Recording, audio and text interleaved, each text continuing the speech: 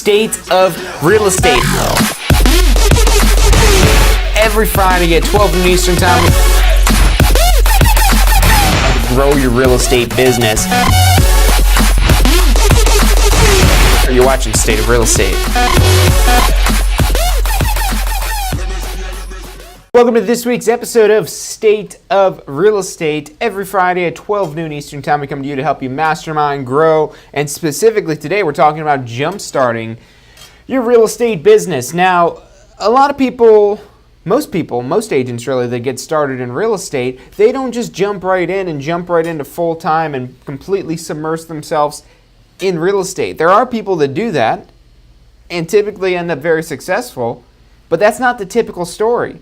You talk to most people that are in real estate, and they didn't get their start just kind of jumping right in and just jumping in the deep end of it. Usually this is something that started part-time. And there's actually some benefits behind this of starting part-time, other than just not just completely taking the plunge. There's other benefits to this as well, benefits that help you grow your business.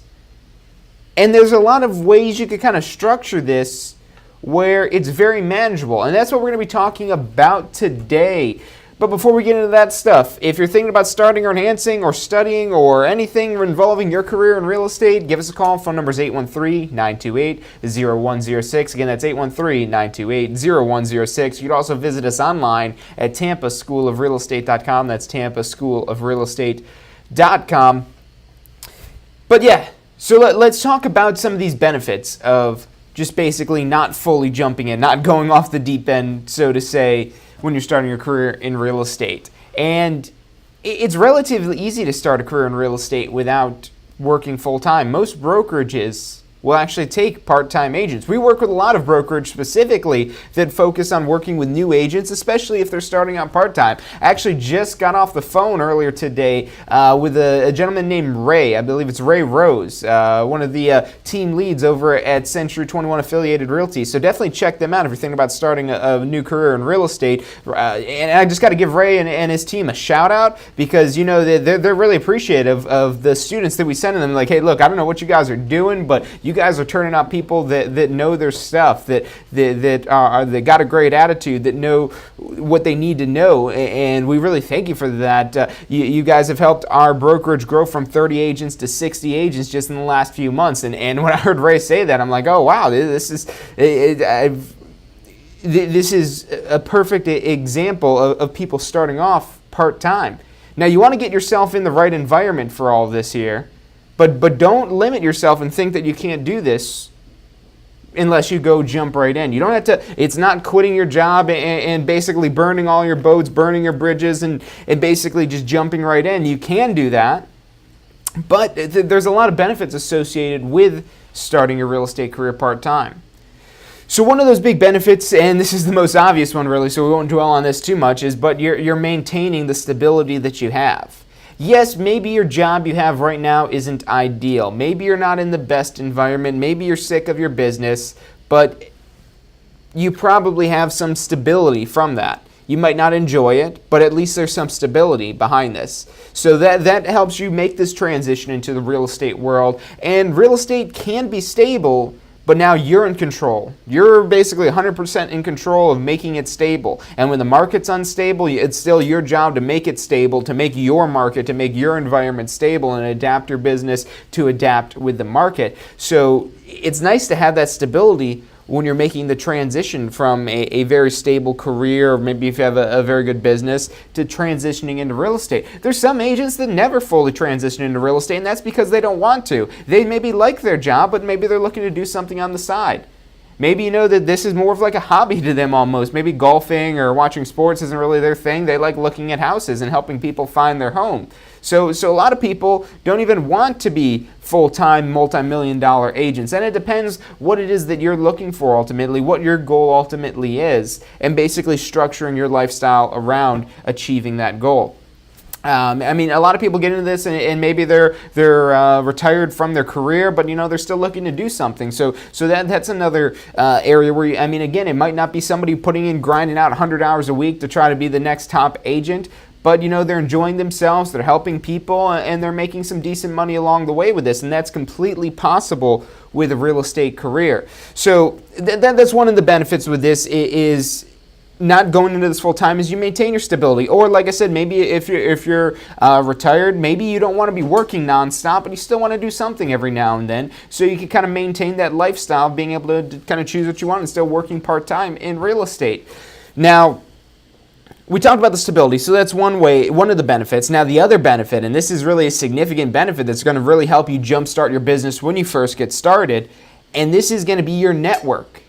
If you just completely burn your bridges, so to say, and you completely leave your previous world, your previous sphere of influence, because you're like, I just want to jump in right into real estate and only do real estate stuff, that's great. There's a lot of successful agents that have done that. But you're leaving behind that sphere, that network of people. Now, you're going to end up being the cliche guy or gal that's always talking about real estate, but those people, your coworkers, your customers, they'll know that, hey, also you do real estate. Hey, yeah, here's your card. Let's talk on the weekend sometime and let's go look at some houses. So you have a great sphere of influence from your job, your business, whatever it may be, whether it's your coworkers or the people you meet on a daily basis. So that's a great way to meet people. It's a great way to prospect while you're still doing your job. Make sure you're not doing anything you're going to get fired over and whatnot, or maybe if I'm not saying go get yourself fired, but maybe it's for the better, who knows, maybe you find yourself a job you like better, maybe that's all the reason you're going to go forward more in real estate. But typically, if you're just talking with coworkers or whatever it may be, as long as you're doing whatever your company or your business requires, then you're not going to affect that too much. Also, just kind of talking about real estate every now and then as well. So it's a great way to kind of pick up some clients, and your sphere of influence make for great first clients when you're starting out part-time, and maybe your goal is to transition into real estate full-time, to go from that part-time role into a full-time role in real estate. But again, that's a scaling process of getting there. In order to get that stability that you're looking for, you have to invest in your business, essentially. That's where you're going more from a career into a business, basically. That sphere of influence that you have from your previous business, from your job, whatever it may be, that's great for just first-time clients. Or maybe it's not even them, but maybe it's their friend. Hey, I know somebody that's looking to sell their house. I think I could talk to them. I know you're a great guy. I know you're a great girl. Let me give them one of your cards and have them give you a call. So that's a great way to get new clients when you're starting in this part-time. Now, when we come back after this next break, we're going to be talking about how to structure your real estate business if you're going to be starting part-time, because this is where a lot of agents fall off the boat when they're starting their real estate career and they're trying to do it part-time. And either they give up on it because it's frustrating them, they don't work, or it takes them much longer to actually figure out something that does work. So we're going to be talking about that, structuring your time, very important. So stick with us after this break. I'm John Carissimo. You're watching State of Real Estate. Don't go nowhere. Have you seen what's going on in Tampa?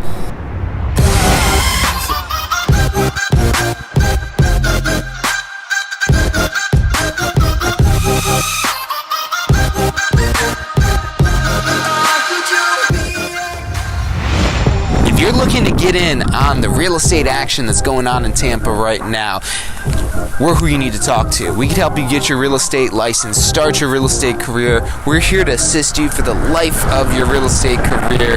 Give us a call. Phone number is 813-928-0106, or check us out online at tampaschool.com. Do you want to incorporate studying for your real estate exams into your busy schedule? Now you can review the key topics you need to know to pass your class and state exams with our MP3 audio review. Simply pop in your headphones or connect to your car to reinforce crucial information while you exercise or drive.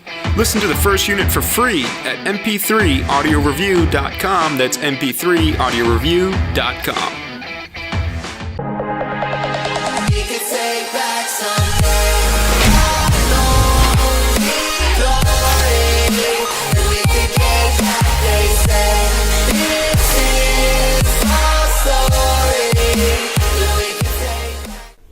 Hey, if you're enjoying the show today, which I'm sure you are, be sure to hit like, subscribe, post your comments, share with your friends and family. Thank you guys so much for watching.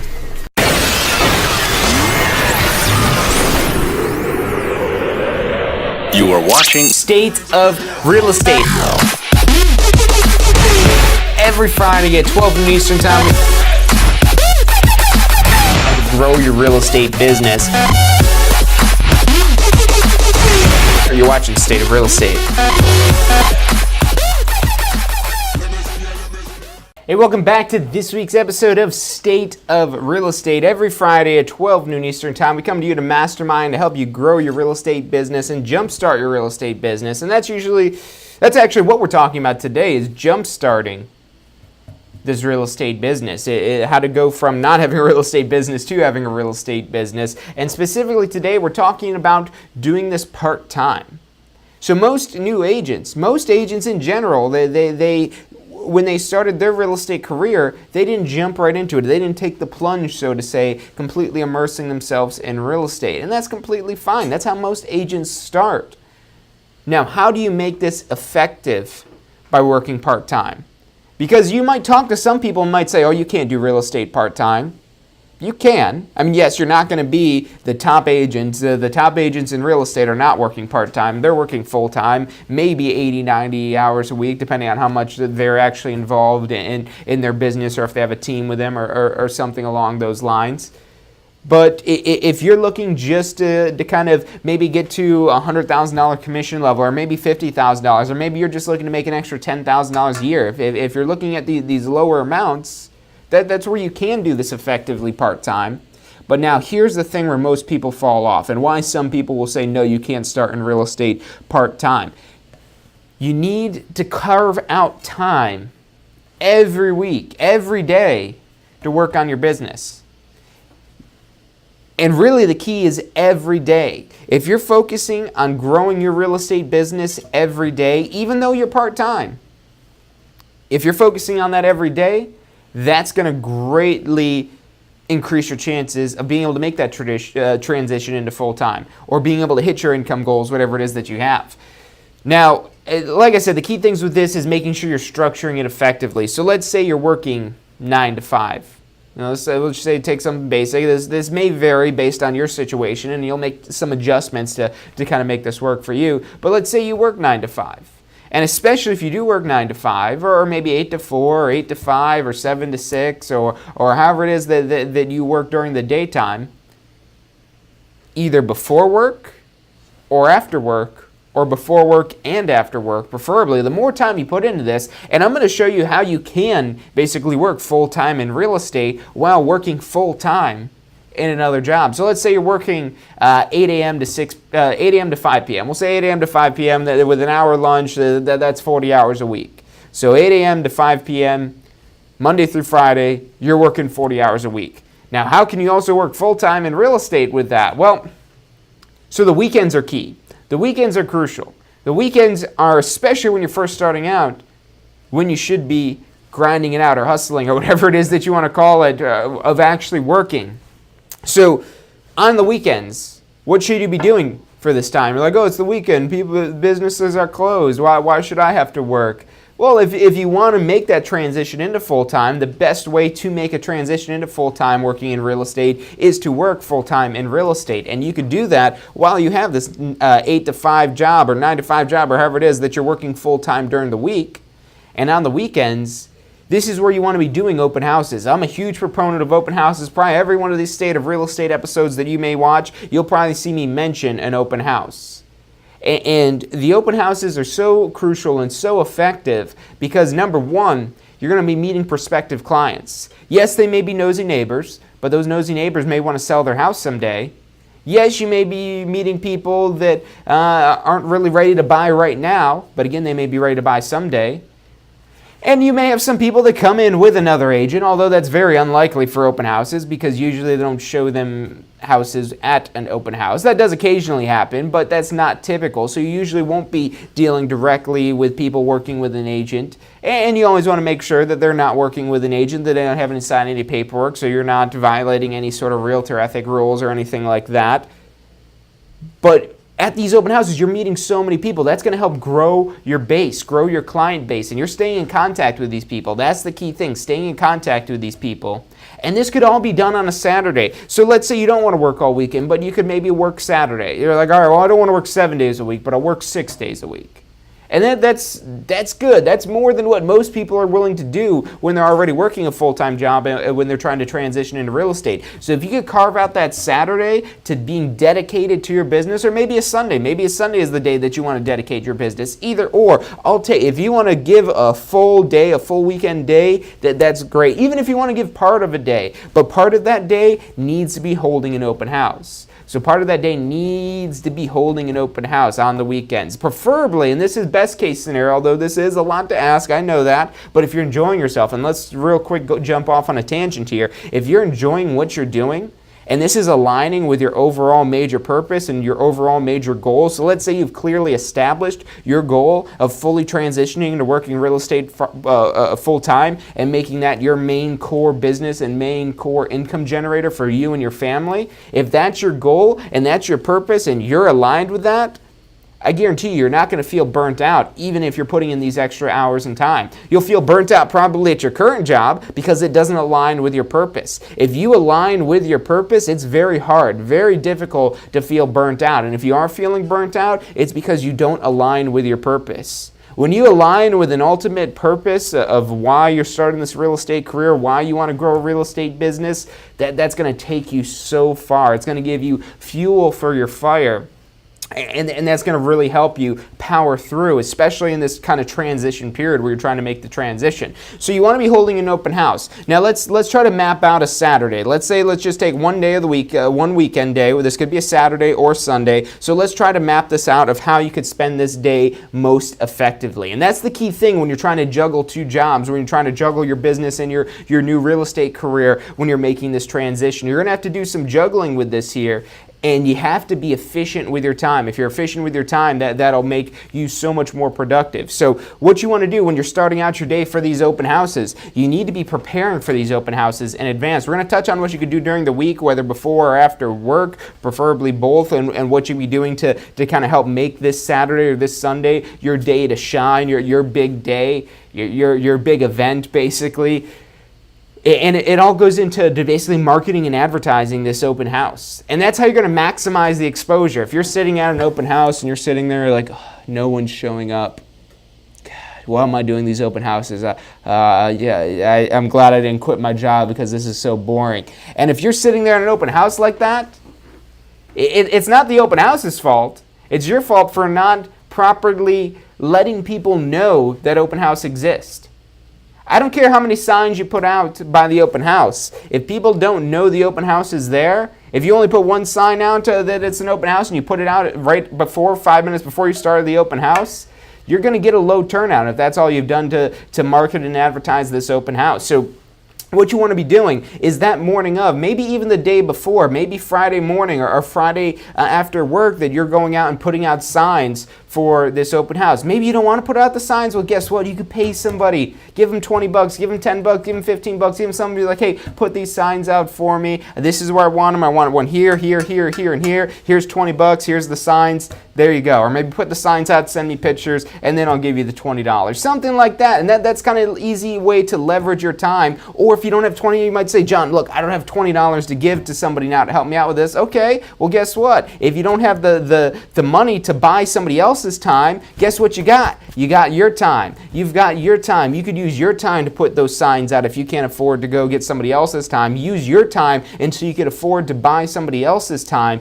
for putting out those signs. And so get those signs out in advance, because 5 minutes before the open house isn't going to cut it. That's not going to get you the traffic that you need to make this an effective, maximized opportunity to grow your real estate business. So you want to have these open houses out in advance. Now, other ways you could kind of drum up some hype about these open houses, and you could get really creative about this. And this is what I love about the real estate industry, is how creative you could be with the marketing on this stuff to really help kind of grow your business. But Let's talk about some of the things you can do. You can make a Craigslist ad. That maybe takes you 5 minutes to kind of come up and do, maybe even faster than that once you're kind of a pro at doing these things. You can maybe do a post on Facebook, or maybe you're setting up a social media profile, or Twitter, or Instagram, or all these creative ways to market it, but these are all things you need to be doing in advance of your open house. And then when you're there at the open house, you need to be prepared to maximize your time and this opportunity you have to meet people. So this time you have to meet people, this is your time to shine. And I know how people sometimes could not want to maybe talk to people, or not want to pester people or bother people or anything like that. Well, you don't want to pester them. You don't want to bother them. You want to become their friend, basically. And I mean, yeah, you don't want to come off like the weird person that's walking up to you, like trying to be your friend, because no one wants to be that person's friend. But you come across like a genuine person, kind of start a conversation with them, strike up a conversation, and you're like, well, John, how do I learn how to start a conversation? Go try to have some conversations. You'll learn. That's the best way. Believe it or not, I used to be an introverted person. And I would have trouble starting conversations with people. But you know what I did? I tried, and I failed a bunch of times, and I made a fool of myself a couple of times. But eventually I got to the point where I could just walk up to people and start a conversation with them. And it could be a very genuine conversation. And you learn these skills, these people skills, these communication skills, you learn as you kind of start interacting with people. So you want to maximize this opportunity of clients coming into your open house to kind of practice your people and communication skills. But more importantly, once you have these people and communication skills, you could start to show your value as a real estate professional. You can maybe start to tie in some things. Now, you don't want to hit them right away with selling them, hey, look, you guys have an agent yet? Oh, I'll be your agent. And that's not the first thing that you want to say to people when they walk in. You kind of start a conversation with them, and then you segue and transition into talking about what you can do for them and what benefits you can offer them as a real estate professional. And what you want to do here, and this is the key point of this, because you're not going to sell them a house right there at the open house. If you're expecting to sell a house at an open house, you're going to be severely disappointed with the results of your open house. You don't sell a house at an open house. You meet people at an open house. Less than 1%, and this is the National Association of Realtors statistic, less than 1% of houses sell as a result of an open house. So you're not going to end up selling a house at an open house. Maybe you will, but that's like lightning striking. That's you getting lucky, hitting the lottery when you sell a house at an open house. So you're trying to meet people. You're trying to get their contact information so you could follow up with them and establish a relationship. At this point, they're just a contact. They're just contacts. When you meet them and you get their contact info, they're a contact. They're not a lead. You don't even need to call them a lead. They're a contact. And the way you turn that contact into a contract, if we spell that out, contact, the only difference from contract is an R. And what does that R stand for? A relationship. You build a relationship with your contacts, that's going to help you lead to contracts. So then that's all you're trying to do with these open houses, is you're just trying to start building a relationship. But the key word is start building a relationship. If you expect to sell a house at the open house, you're going to be disappointed. If you expect to automatically have built a relationship with somebody after the open house, you're going to be disappointed, because that's just the initial starting phase of this relationship. And you follow up with them down the road afterwards, after you've done this open house. And that's so you want to get out there ahead of time early, start getting your signs out, start marketing your open house. Maybe you go knock on the doors and invite the nosy neighbors to come over to the open house, and invite them over to come eat some of your cookies and your sodas and your foods that you got over there. Maybe you hire a clown for the kids, or maybe you don't do that because clowns seem to not be a kid-friendly thing these days, or whatever it is that you're doing. Maybe you have like balloon animals, or you're grilling burgers, or something. Again, you could be creative with this stuff here. That's what's nice about this, is you can kind of add your personal touch, your personal flair, to get people to want to come over there and talk to you. Really, it's kind of almost like you're throwing a party, basically, and you're just trying to get people to come over to this party here. But now at this party, you're going to talk to them, and you're going to talk to them about real estate, and you're going to show that you're a valuable person in the real estate industry. You get their contact information, and there's a bunch of ways you could do this. Maybe you're doing a raffle. Maybe you just ask them the easy question of, hey, look, I'd love to stay in touch with you guys here. What's your phone number? What's your email address? Hopefully you're not asking them their name at this point. Hopefully you remember that. Maybe you ask them how you spell their name, and that's a real good trick to use if you forgot what their name was after you already asked them. And how do you spell your name? There you go. So there you go. How do you spell start with how do you spell your last name? And you say, what about your first name? I just want to make sure I get that right. And then you boom, right then and there, you have that spelling of the name. And these are all just like little tricks you'll start to learn through experience as you're meeting and talking with people. But now after the open house, so once you've gone through and hopefully you had an effective open house, and the way you can tell if you had an effective open house is how many contacts you received. How many contacts, how many people you have accurate, legitimate contact info for. And what you want to do after the open house, give them a call, send them a text message, send them a little video message or something like that that says, hey, look, I want to thank you guys so much for coming out to the open house today. I had a great time talking with you and learning about your dog or learning about your kid's soccer or whatever it is that you kind of talk to them about. Again, you want to build the relationship, and you need to do that by appearing to be a person. So you're sending up this follow-up call, email, text message. Probably a call or text message is best here because most people don't read emails. That's better for like newsletters and things like that. But if you want somebody to actually read something, an email really isn't the way to go with that. So for kind of making sure you're fostering this relationship right then and there, you want to do that immediate follow-up the same exact day. Because what you're doing here is you're reinforcing your image, your name, your brand in their head. And that's just basically by coming across as a person that shows thanks. We live in a society today where appreciation doesn't get shown very often. And when you show somebody appreciation and it's genuine appreciation and you're not kind of coming across salesy or anything like that when you're calling them, you're just talking to be a genuine type of person, people will appreciate that and they'll want to hear from you again. And this is all stuff you could be doing on this one Saturday or this one Sunday, this one weekend day that you're trying to dedicate some time in here. Maybe you have somebody that you leave such a good impression on them, they want to actually tour some houses with you. And that's where you have a great open house. A good open house is where you get a lot of contacts. Good open house is where you get some contacts. A great open house is where you get contacts, number one, and number two, you actually do such a great job meeting people and leaving an impression on them, they actually want you to show them houses.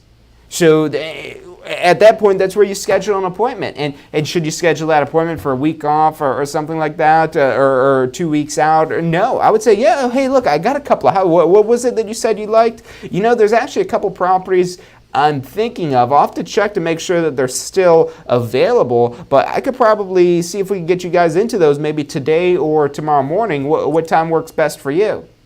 And notice how I'm asking this. What time works best for you? Not would you like to see them? Because they don't want to implicate you or obligate you in any way or lead you on, so to say. Your job is to be led on. Your job is to be led on by these people until you can get to the point where you can turn people away saying, no, I'm so busy, I don't have time for business. But when you're hungry for business, when you're hungry for leads and hungry for clients and hungry for contracts, you want to take any heartbeat really that you could get to go out there and show them properties. And at the very least, you're just practicing your real estate people skills and your real estate showing skills and so on and so forth. So we're going to take another quick short break here, but stay with us because we got some more great information after the break. You're watching State of Real Estate. Have you seen what's going on in Tampa?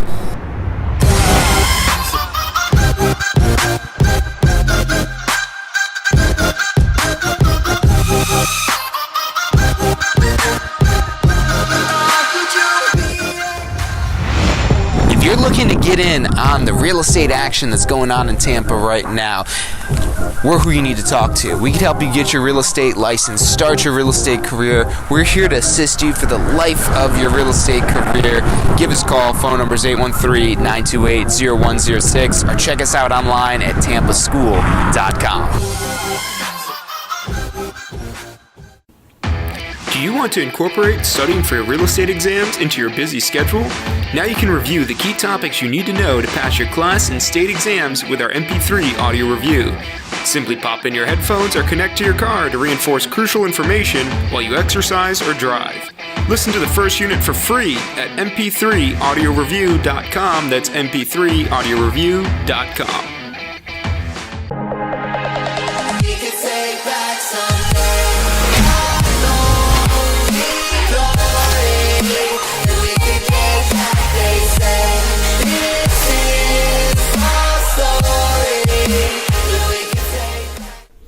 Hey, if you're enjoying the show today, which I'm sure you are, be sure to hit like, subscribe, post your comments, share with your friends and family. Thank you guys so much for watching.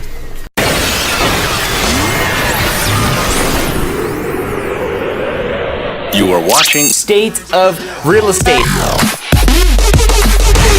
Every Friday at 12 noon Eastern Time. Grow your real estate business. You're watching State of Real Estate. Hey, welcome back to this week's episode of State of Real Estate. I'm John Christman. This show is brought to you by the Tampa School of Real Estate, and what we're talking about today is how to start a real estate career part-time.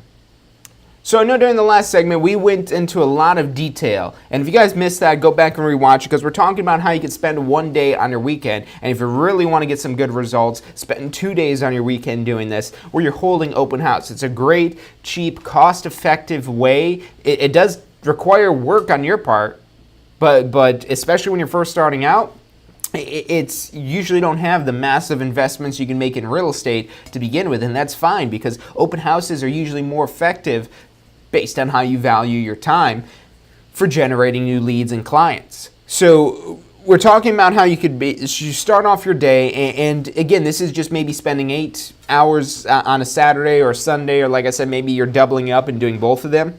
You're spending this time in the morning preparing for your open house, marketing it, getting ready, going knocking on doors, telling the neighbors to come check you out. You're doing an open house. You have some free food. Love to have you by. I know but don't you want to kind of see what their houses look like? They've done some great work on it. You should kind of check it out. I think you'll like it. And just invite them over casually. Get them in there because you want people in there. Especially if somebody shows up and they see all kinds of people in the house. What does that tell them? Like, oh, wow, this is a hot property. Let's check this out here. And they'll be looking around. They'll be curious to talk to you. And so that's a great way to kind of drum up some hype about the property. But there, when you're in the open house, you want to be focused on getting contacts. You want to focus on getting contacts, meeting these people, and starting to build a relationship. Maybe you do such a good job and leave such a great first impression that they actually want to use you to actually show them some properties and whatnot. So that's really best case scenario. In the very rare event maybe you do get an offer on the property, that's good too. That's really great actually, but don't expect that because that happens very rarely on open houses. That's more for kind of just generating buzz about the property and more importantly generating buzz about your business. So that's during the open house. And now after the open house, you don't even have to leave the property to do this as long as you have an internet connection or you have your phone. You just start calling these people back, sending them text message saying, hey, I had a great time meeting you today, blah, blah, blah, blah, blah. Give them a nice little follow-up, a nice little personalized thing. And then depending on the relationship, maybe you ask to say, hey, look, are you guys ready to start looking at some properties yet? Okay, well, when will you be ready? When do you think that you're thinking about selling? When do you think you're thinking about buying? Or something along the lines, just to kind of keep the conversation going. And they'll be willing to answer these questions. And you can usually tell if it's getting kind of too over the line or they're ready to hang up on you, and you necessarily don't want to do that because you don't want to ruin this relationship with them. But if as long as you're not getting upset, they're like, oh, what do you mean you don't want to see houses? What were you doing in the open house today? And not even if you're saying that, but if you have that attitude, if that's what you're thinking in your head, wow, you're talking with these people, that's going to come across in your voice. And you want a real easy way to make yourself sound really pleasant on the phone, just give them a nice smile. Make sure you're smiling. Oh yeah, you don't want to see any houses yet? No problem. That's no one wants to see houses. No one thinks they're ready. The stars never really align. I completely understand that. When were you thinking about you were looking to sell? But you have that smile on your face, and that's going to come across on the telephone that you're a pleasant person, and people like to talk to pleasant people. So definitely make sure you're doing that immediately after the open house. Immediately after, you also want to be putting them into, maybe you also got their emails. And like I said, the email isn't going to be the way that you'll probably want to do this initial thank you, because you want to have that be very personalized. Email, very rarely today, is ever personalized, even if it's a message that you're sending. If you're a business and you're sending this, you might be copying and pasting it, or that's what your client is thinking. If they get a message, an email message from a business, but a text message or a phone call definitely comes across as a lot more of a personal touch. But that doesn't mean don't send emails. You still want to send emails. You have some sort of email newsletter that you do once a week or once a month, or just like real estate tips or whatever it is. Maybe have some specific lists set up for buyers, some specific ones set up for sellers, and have this follow-up that you're doing that you could automate. Automation is such a crucial key factor when you're starting off in real estate part-time, because that helps multiply your time, because you don't have to be continuously copying and pasting the same email and sending that over and over again. You could put their name in a database and then they automatically get the emails on a certain schedule, or whenever you go in there and create your newsletter for the one-time type of basis and whatnot. So you want to be focused on automating this stuff as well. And like I said, the email alone is a no-no. The text messages and phone calls alone, that's going to be better than emails alone, significantly better than emails alone, but you got to pair them together. You want to maybe even get their address. Say, oh, where do you guys live right now? And you get their address. They're like, hey, look, I'd love to send you guys out my monthly postcard or something like that, and you get their address, and you can kind of send them this stuff along the way. A good tip as well is at the open house, the key piece of information you want is their phone number. The key piece of information you want is their phone number, because you can get this additional information after the fact. If you just met somebody and they want to know your name, your phone number, your email address, your date of birth, your anniversary, and all this other stuff, they're like, whoa, what are you like trying to apply me for something? I don't want to buy this house. Is that what you're trying to do? You're trying to trick me into writing a contract here? I'm not giving you any more information. And people have that natural reaction to that. But if you've just got the phone number, and maybe you call them up, give them a genuine thank you, so they see that you got their phone number for this genuine reason of thanking them. Say, hey, look, I'd love to send you guys my newsletter and my postcards. What would be a good email address for me to send it to? And what about for the postcards? What's a good address? And I just want to make sure I have a complete file here. I like to send out birthday cards to everybody. What's your birthday? And just stuff like that, where it makes you seem like you're a person, but you're getting this information and you're starting to learn about who this person is, and you're starting to develop this relationship between them. And like I said, if you want to turn your contact into a contract, you need to build that relationship that connects the two. And that doesn't happen automatically. That requires time and effort on your part. And this is all that same Saturday that we're talking about here, that you're doing this. And then so let's transition to what you'd be doing during the week, because I think you guys are starting to get the idea of what you could do during the weekends. And if you guys do have any questions about what you could be doing on the weekends or anything like that, definitely put it in the chat. Or if you have any ideas, we'd love to hear it as well. So put that in the chat on Facebook or on YouTube, and definitely would like to talk about that. But let's talk about what you could do during the week. So what you could possibly do during the week, whether it's before work and or after work. And that "and" is really the key thing. I would recommend, because at the very least, you want to be making a touch on your business. You want to be in your business every single day. When you take a day off from your business, from whatever it is that you're doing, from your real estate career, that's where you give a chance to get lazy, basically. I really never take a day off when you look at just little things. Even if it's just kind of going through some emails and just responding to some sort of emails, every single day of the week I'm doing something that influences my businesses.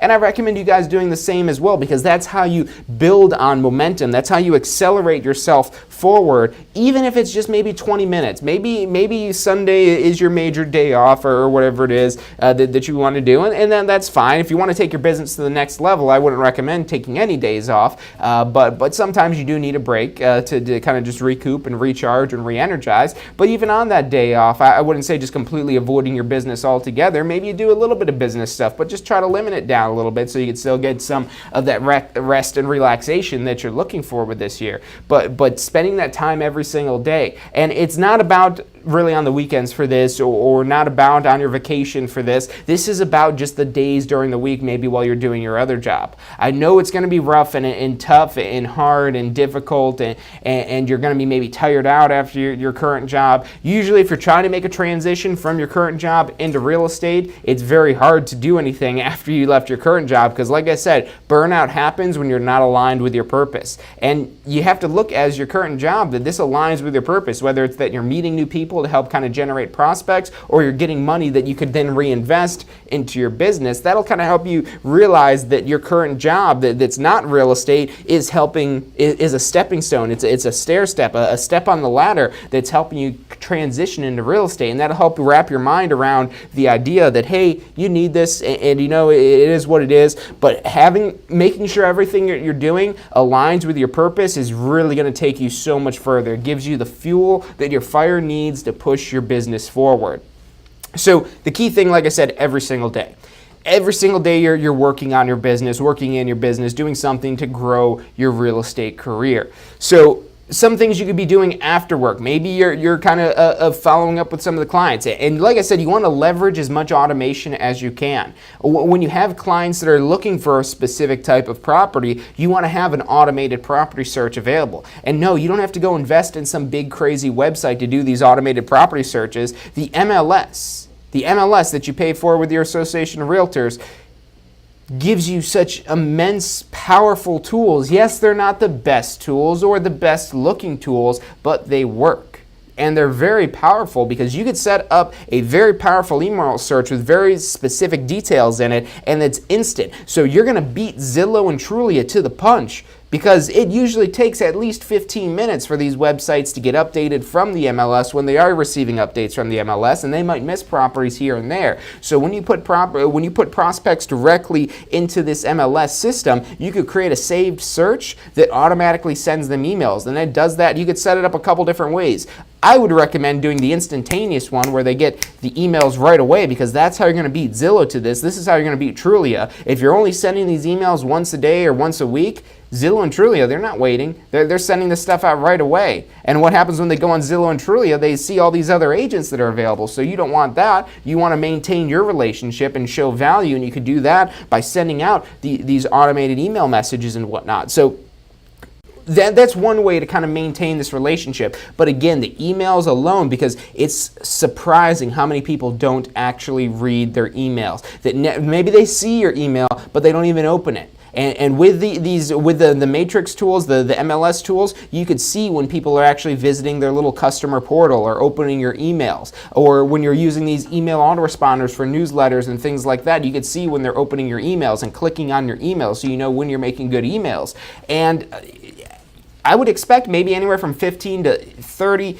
If you're really good, maybe 35%. But that's very rare to ever see emails getting opened that often. So very often your emails aren't going to get open, but some of them will get open. Maybe it's just because they get so many emails they don't see them. But if you're sending emails repeatedly, they're more likely to see them, but maybe they just get bombarded so much. Again, you don't want to rely on any one form of follow-up alone. The emails are great, and once they start opening your emails, they'll start looking for them, and they'll continue to look for them and continue to open them and continue to read them, but you also have to work in these other methods of communication. So that now is the chance where after work, maybe 6 p.m., 7 p.m., you don't want to call them too late. I mean, if you're getting out of work at 10 o'clock at night, that's where maybe you need to work before your business rather than after. Again, you could structure this. You'll have to tailor this plan to your particular scenario. But if, let's say, you could call them around like 6 or 7 or something like that, or maybe you're just sending them a text message. If you get them on board with texting and they're okay with texting, and the way you could tell that is if you send them a text message and they reply to you, they're probably okay with texting. But if you send them a text message and they don't reply to you, that's probably not the best way to communicate with them. Maybe you're sending these text messages to a landline and they're not even receiving these text messages. So try a text message, but if they don't reply to it, that's where you're like, hey, did you guys get that message I sent you? Anyways, I figured you didn't see it. I just want to give you a real quick call. And did you see that property that I had sent you? This one really stood out to me because I was going through and reviewing these properties that I've been sending you here, and I see this one here, and this one seems to be almost exactly what you guys were telling me. Do you have a minute to pull it up right here?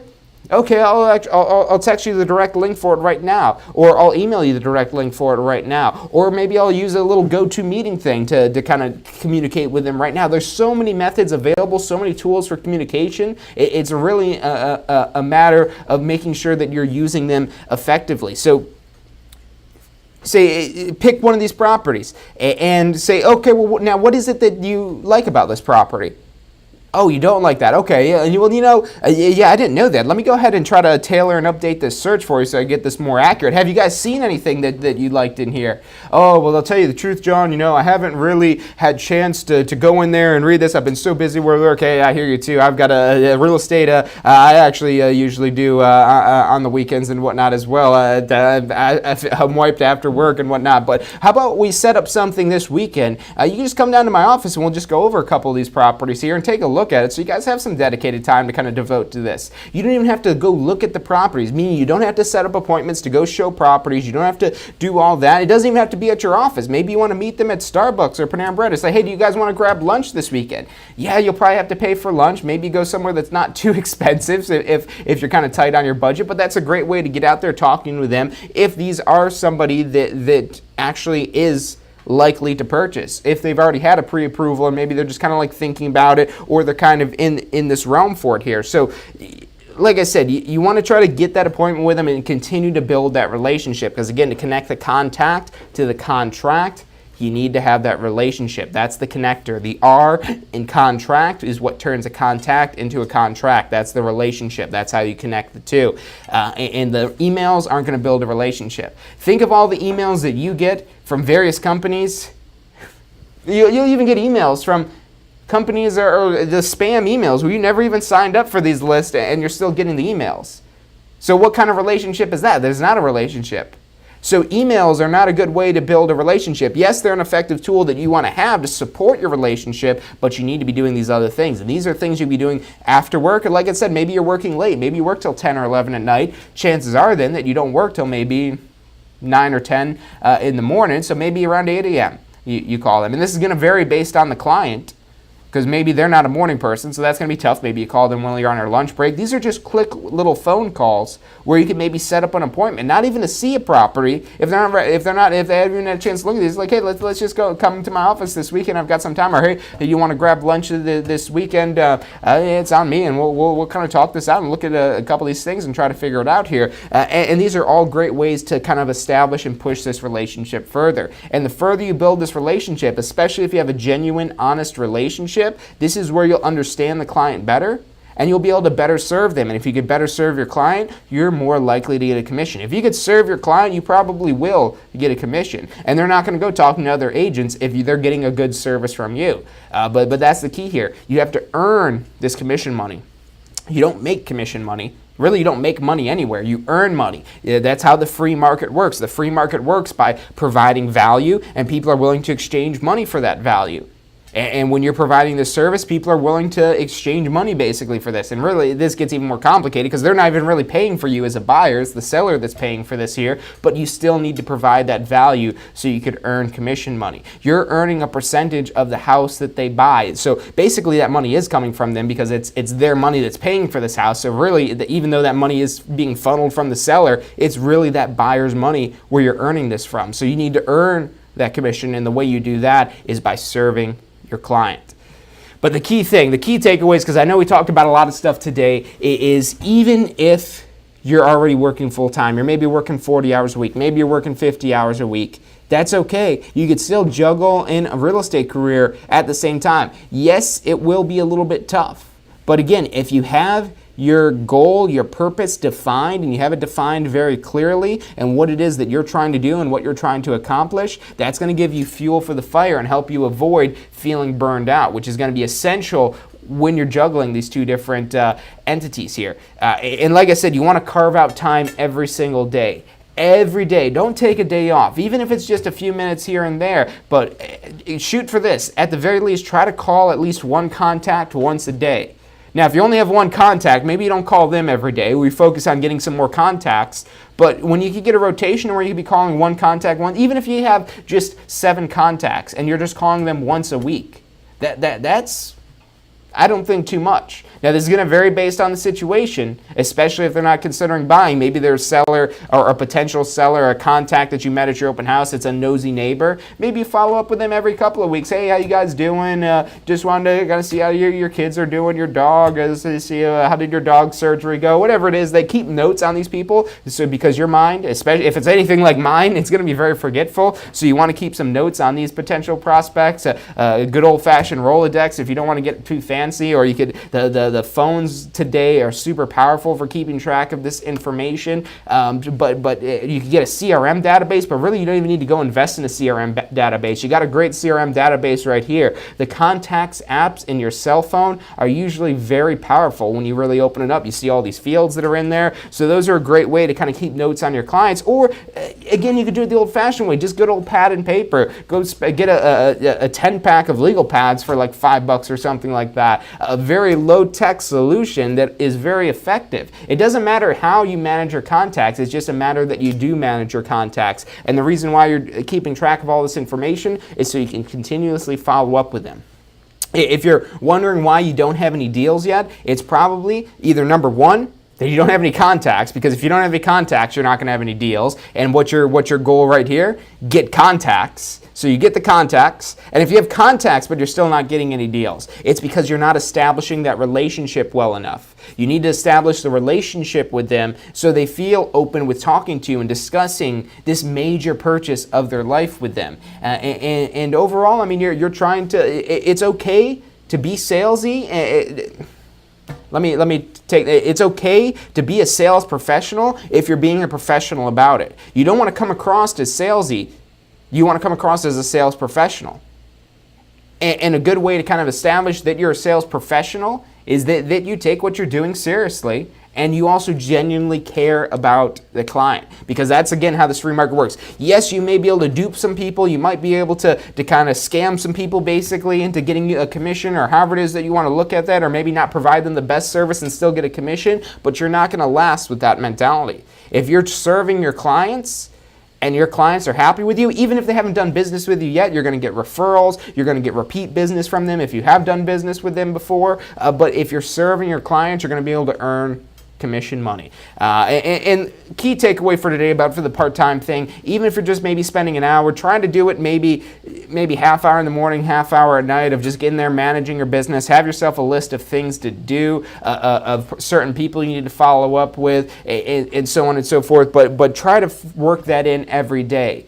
And again, if you don't have enough contacts to be contacting a different person every day for at least a week or at least 2 weeks or really a month even, if you don't have enough contacts to contact, because you should really not just be making one call a day to one contact. That's maybe where you start out, but you want to get that up to 3, 4, 5 phone calls a day that you're making. These phone calls will maybe take 5 minutes because you don't want to take up too much of their time, and they don't want to take up too much of your time. So these are maybe just 5-minute phone calls. You make 5-minute phone calls, that's less than a half hour. Even if you give yourself a good time, if you're a really slow dialer, it's still going to be less than a half hour that you're spending. But the key thing is knowing what you're doing, knowing the people, having the people lined up and ready to talk to. And if you could do that, your business is going to be booming before you even know it. Have you seen what's going on in Tampa?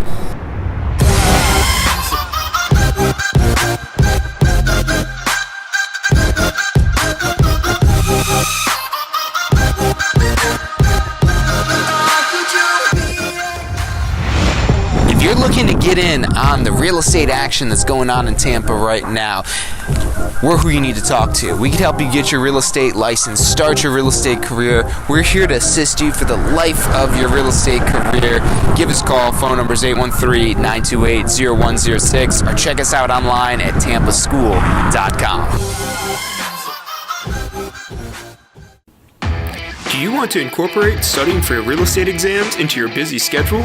Now you can review the key topics you need to know to pass your class and state exams with our MP3 audio review. Simply pop in your headphones or connect to your car to reinforce crucial information while you exercise or drive. Listen to the first unit for free at mp3audioreview.com. That's mp3audioreview.com.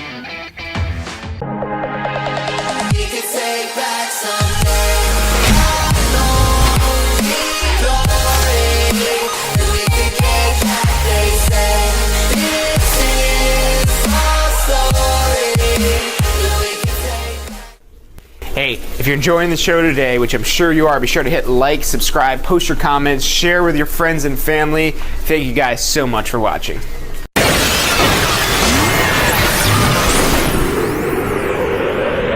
You are watching State of Real Estate. Every Friday at 12 noon Eastern Time. Grow your real estate business. watching State of Real Estate.